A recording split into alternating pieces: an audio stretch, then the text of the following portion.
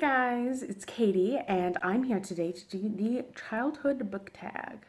I wasn't tagged by anyone, I just stumbled across this somewhere and I thought it looked really fun, and it's different because I'll be talking about all kinds of different books, and I'm really excited to do it. So let's get into it. 1. What's the first book you remember reading on your own? I remember reading quite a few books on my own, but the one that I definitively remember reading to my parents by myself was one of the Magic School Bus books. Do you remember the one where they kind of like go inside the human body? I think it might be called The Human Body. Yeah, I definitively remember reading that to my parents on a vacation, and I think that's the first book I ever got through by myself. So that was really exciting, and I loved that book. Got it around here somewhere, but I'm not entirely sure where it is. Number 2, what's the first book you remember having your parents read to you? Well, besides like picture books and like really small books, the first chapter book I remember my parents reading to me was called The Wind Boy. And I remember really kind of being intrigued by it. It's an unusual story for sure. And that was, I'm pretty sure we read that book pre Harry Potter. But yeah, I definitely remember reading The Wind Boy at night. Number 3, a book you read because of your parents or because of a friend.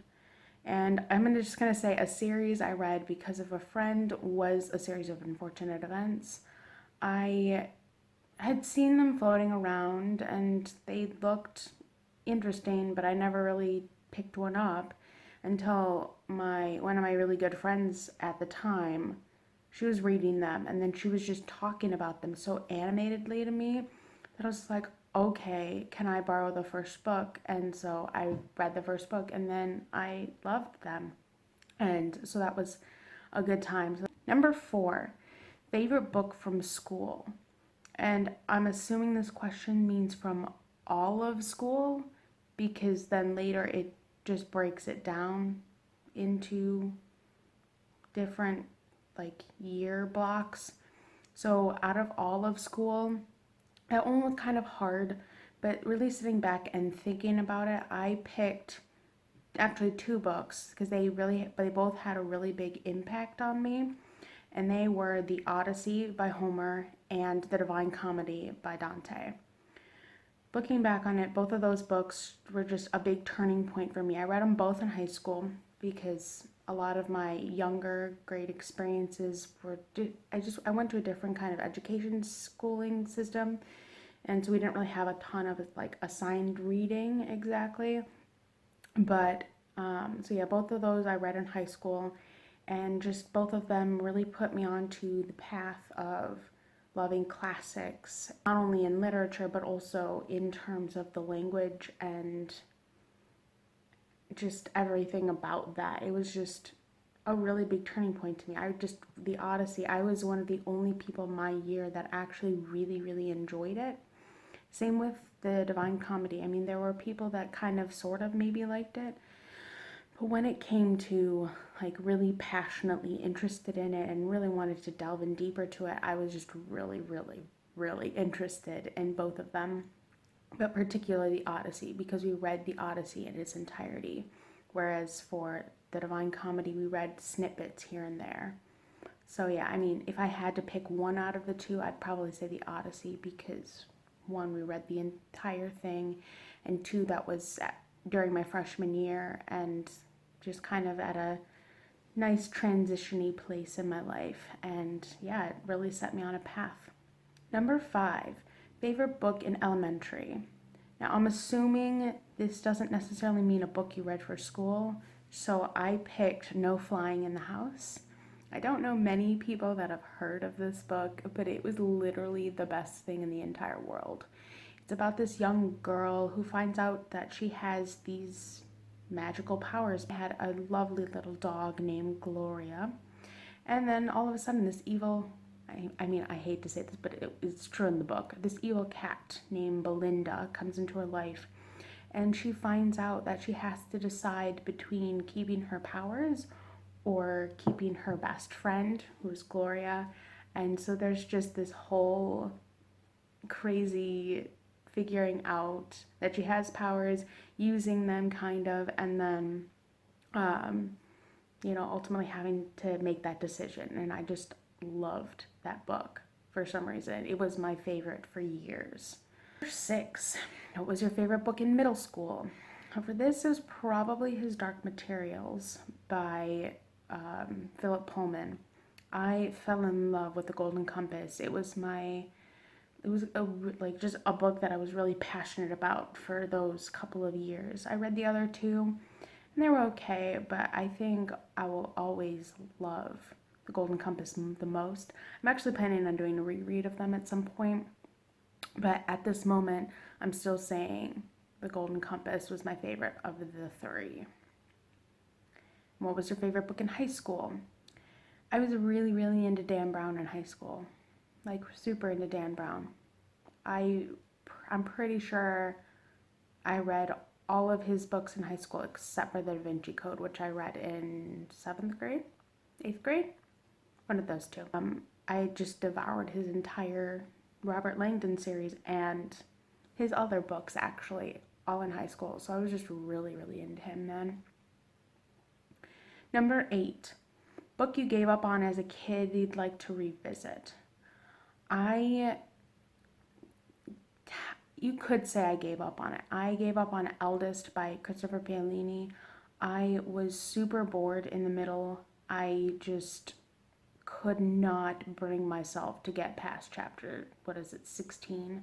It was just so draggy. But now I was also going through I had a weird reading phase for a while in there where I was just like, I either didn't want to read, or if I did read, it was always rereads of the same books over and over again.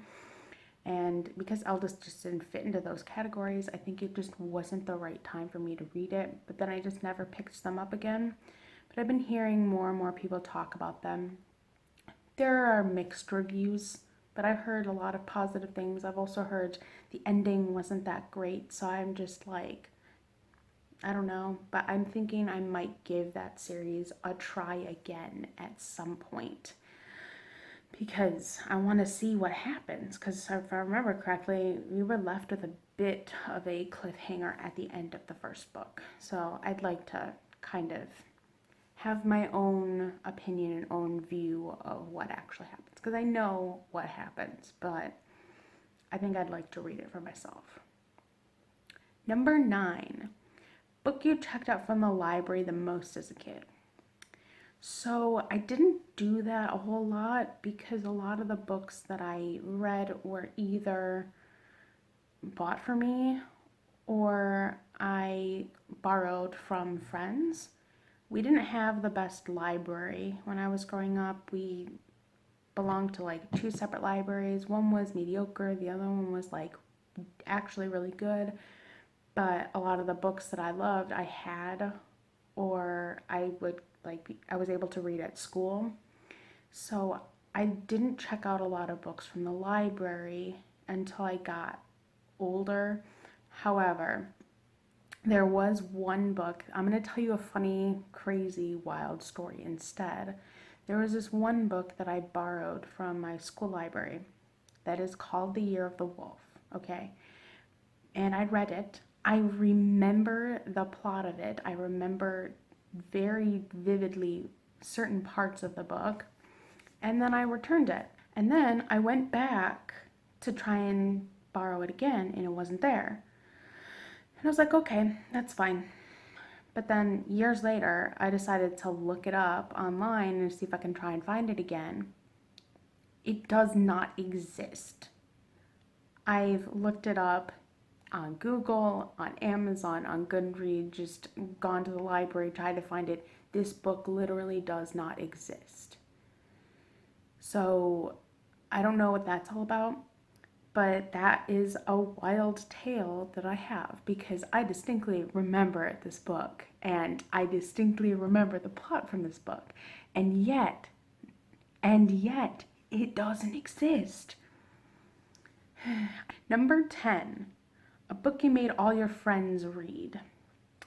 Well, let's put it this way. I didn't until a lot later because a lot of the books that I read as a kid were recommended to me by my friends. I was always kind of one of the last to jump on a bandwagon of a series or a book of some kind. 95% of the time, I was the one that was getting recommended to. As a puppy now. Yeah, I didn't really recommend books to a lot of people because they always recommended them to me first. Number 11, the book that made you love reading. I mean, besides Harry Potter, probably The Hobbit. I was in, I don't want to say a slump, but I was just a very, very picky reader in my later elementary years. And so reading The Hobbit just kind of sprung me into wanting to read other fun things. Like I read The Lord of the Rings, and I was really into Roald Dahl, and I read the Animal Arc books and the Magic Tree House books. So I was just getting into newer things, or at least starting to at that point. I'll tell you about my reading journey one day because it's a ride. Number 12, favorite middle grade read. This is probably a tie because I don't necessarily know what the difference between like children's books and middle grade reads are, so I picked these two. It's a tie between The Golden Compass by Philip Pullman and The BFG by Roald Dahl, but probably The BFG by Roald Dahl. I loved that book as a kid. What is the first long series you read as a kid? Harry Potter. Yeah, without a doubt. Number 14, how did you learn to read and how old were you? So I learned to read both through my reading with my parents every night. We would read out loud. I also learned to read at school. We learned our phonics and just how to pronounce letters and things, and then we'd read like shorter books and things. So it was a tie between my parents and school. And when I officially learned to read, like clean and clear, pretty much needing no help from anybody, was when I was about 4. When I read the Magic Tree House book, I was 4 at that point, and so that was a very, very exciting time. And finally, number 15, how obsessed with the Scholastic book fairs were you? I was super, super obsessed with the Scholastic book fairs. I would always look through the catalogs, and then one of the schools I went to, they had like a little Scholastic book shop, I guess you want to call it. And I would always go in there and be browsing around and scoping out books that I thought looked interesting or cool, or just looking at all the pretty covers and whatnot. And yeah, I always got a fair amount when I ordered from the catalogs. So yeah, I was really into those. Did I love all the books that I got? No, but I liked them enough that I was just like, yeah, I'm excited for the next catalog to come out. So yeah, I was just always obsessed with books from just a really small age all the way up to now. Those are all the questions. I'm gonna probably tag a few people down in the description and on Twitter because this is a really fun and unusual tag. And if you noticed, 95% of the books I talked about today were different than every other video I've ever talked about. So that was really exciting, probably for all of you, to get a little bit more insight into younger Katie. But yeah, that's about all I've got for you today. So as always, feel free to like, subscribe, comment, follow me on social media. I have a Twitter and a Goodreads, which are both linked below. I also have other social media sites such as a second Twitter, a Tumblr, and an Instagram that is travel-centric if you'd like. And I will come back with another video for you guys again soon. Okay, bye.